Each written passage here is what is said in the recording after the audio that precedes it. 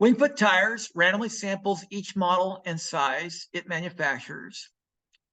It places each sample tire in a machine that will roll the tire under normal load until it has 230 seconds of tread left. The mean is 75,200. The standard deviation is 2,300 miles. Okay. Now the skew is negative 0.1, which is close to zero. The excess kurtosis is 0.26. That's pretty close to zero. And it looks like the empirical rule is satisfied, right? Visually, this is the empirical rule. Let me go back to normal distribution, right?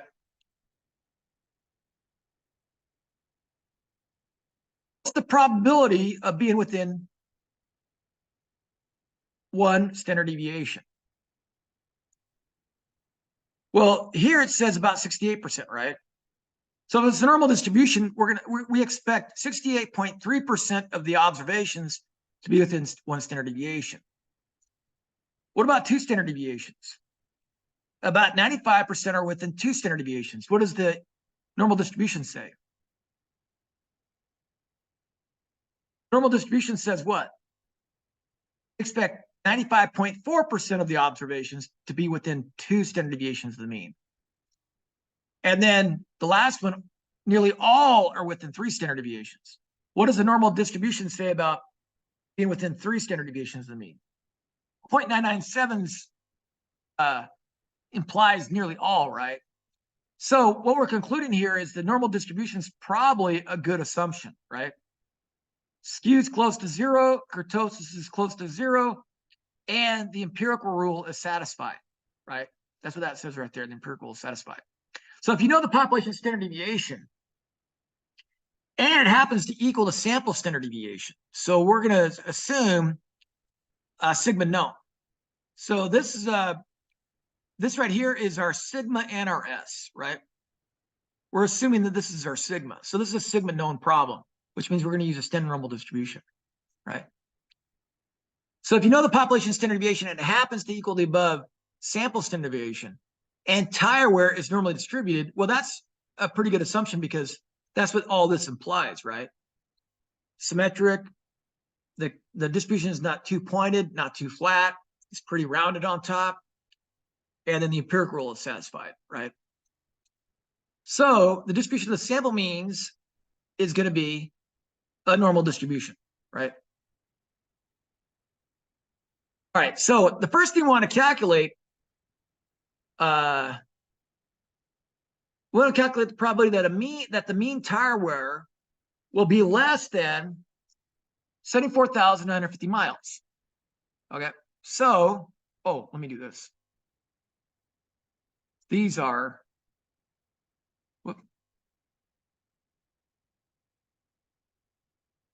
these are inputs to the model, right? So I want to know the probability. I want to compute the probability that the mean tire will be less than 74,950. So I'm going to change this to 74,950, right?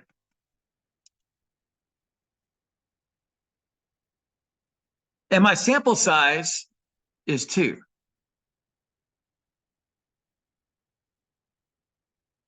Sample size is 2. Okay. What I should do,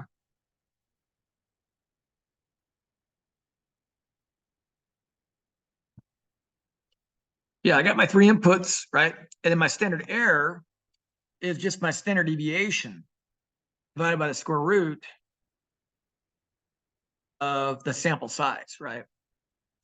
So my standard error is the standard deviation divided by the square root of the sample size, which is 2 in this case, right? Okay, so my standard error is 1626.35, right? So I'm given I'm given the value of X, right? I'm given the value of X. I need to standardize that value.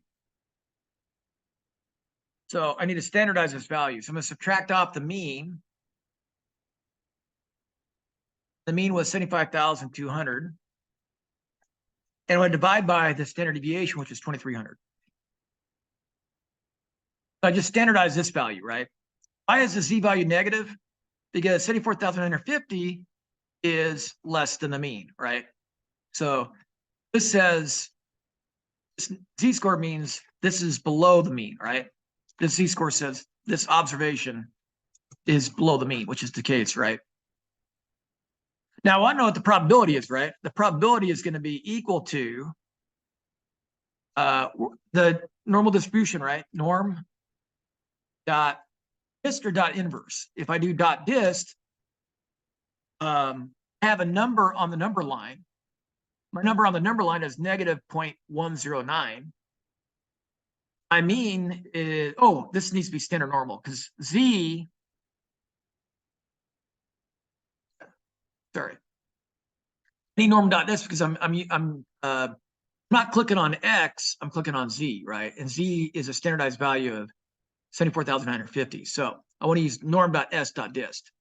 So I'm clicking on negative 0.109, and I'm going to type true for cumulative. And this gives me the probability of being less than a Z-score of negative 0.109. And it is equal to 0.457.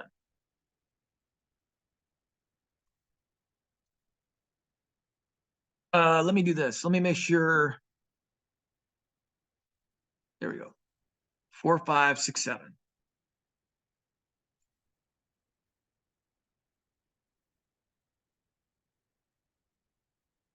Oh, I need not the standard deviation. I need the standard error, right? We need the standard error, not the standard deviation, right?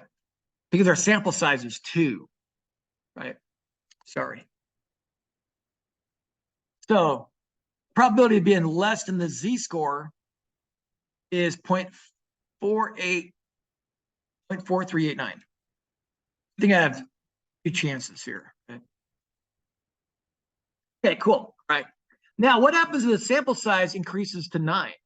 If we do a sample size of 9 instead, our standard error decreases. Why is that? Well, if you're going to base a mileage warranty off a sample of 1, that one tire is not really representative of what's going on in the production process, right? That one tire, each tire on the production line has equal probability of being chosen. And it could be the case that that one tire that you picked is of low quality, or maybe it's of extremely high quality, or maybe it's of average quality, right? So our standard error is large. But if we randomly draw this production line 9 times, well, maybe we get one tire that is of low quality and we get a tire that is of high quality. Those two cancel each other out.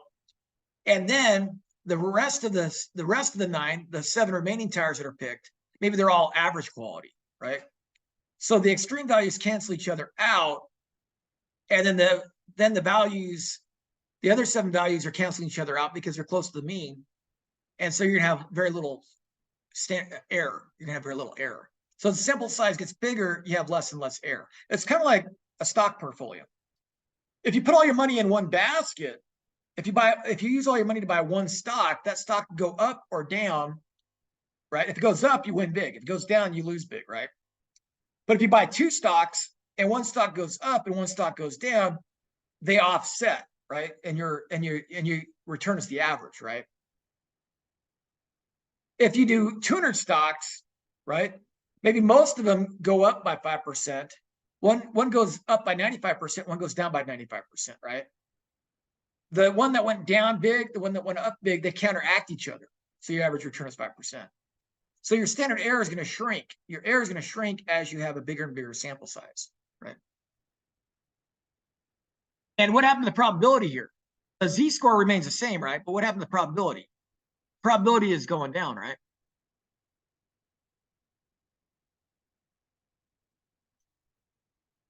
Now we got a sample size of 49, right? 49.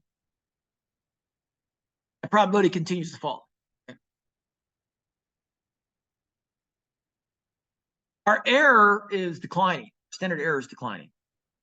Then a sample of 256. We have a sample of 256. Our standard error is 143.75, and our probability is shrank. Okay?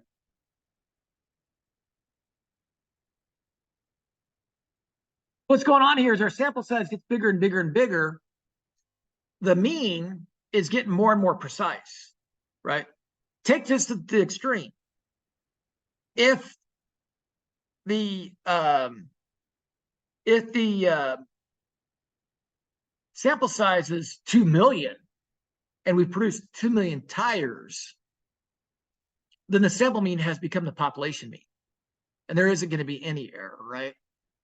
So if we have a sample size of 2 million, standard error is going to be really tiny, right? It's going to be really tiny. Right. We have a sample size of 2, right? We're only averaging 2 things together, right? So we're going to have a lot more error. Okay. Now, suppose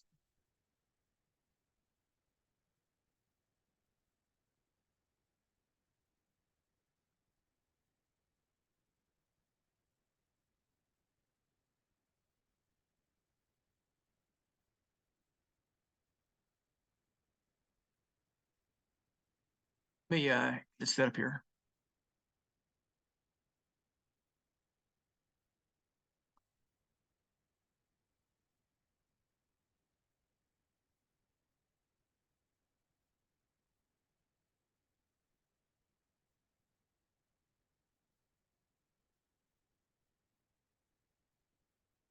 Now suppose we move this down.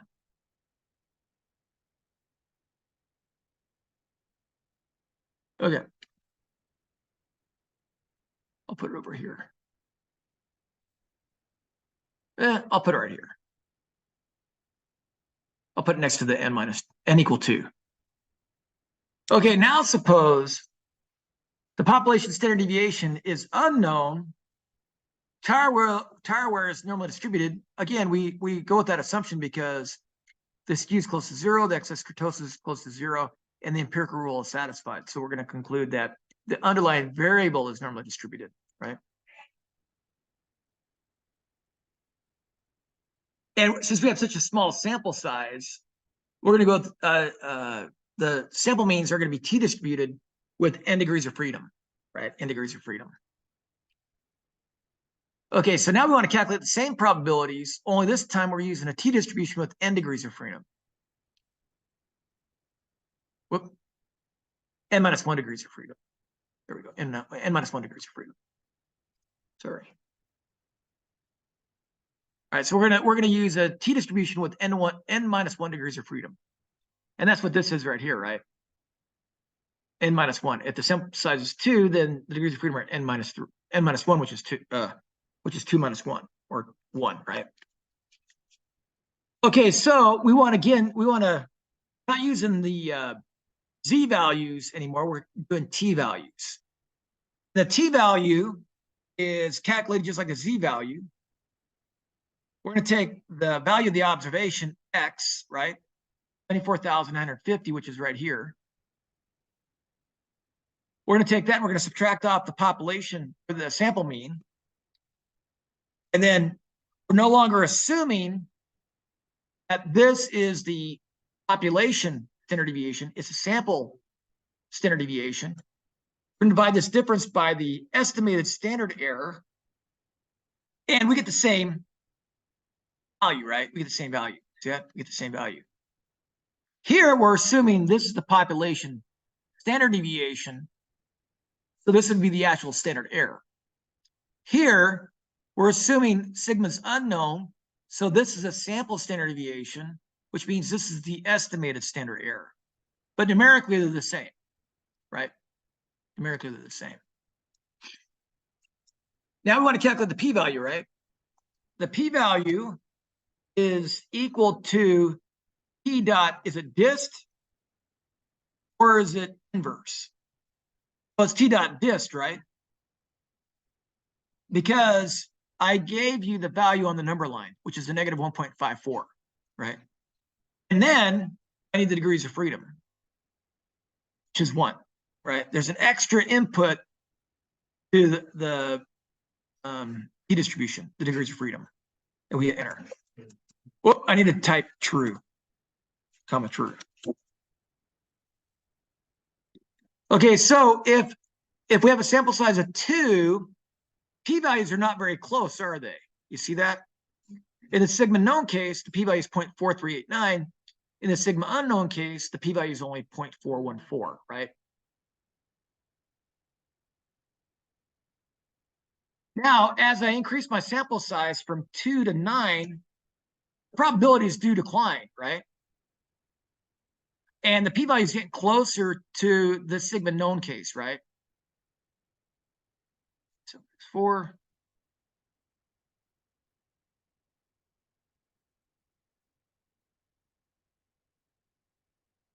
And then as I go to my sample size, 49, it's getting closer to the standard normal value.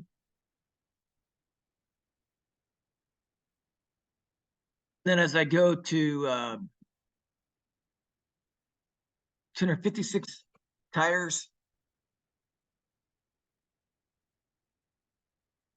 my probability value is really close to what it would be if it was standard normal. Okay. I'm going to make that yellow too, because this is this represents answers, right?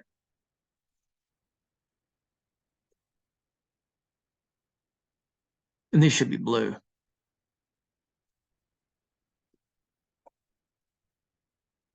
Okay.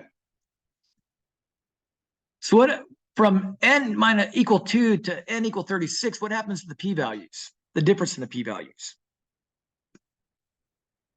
The bigger p-value is from the t distribution, right? Because remember, it's shorter and wider, generally speaking. Right? So at sample size of 256, the difference in the probability values is really tiny. As the sample size decreases, 49, a difference in probability is getting a little bigger. Right? And then for a sample size of just 9,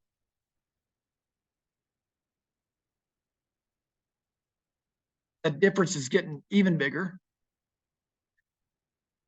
And then as the sample size gets to 2, probability difference is at its largest, right?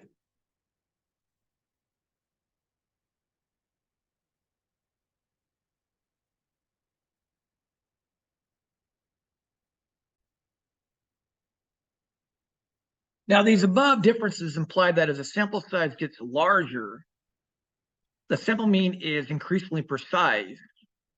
The width of the sampling distribution goes to 0. As the height of the sampling distribution gets taller, and the area under the sampling distribution remains equal to 1. So the things get skinnier and taller, but the area under the curve remains equal to 1.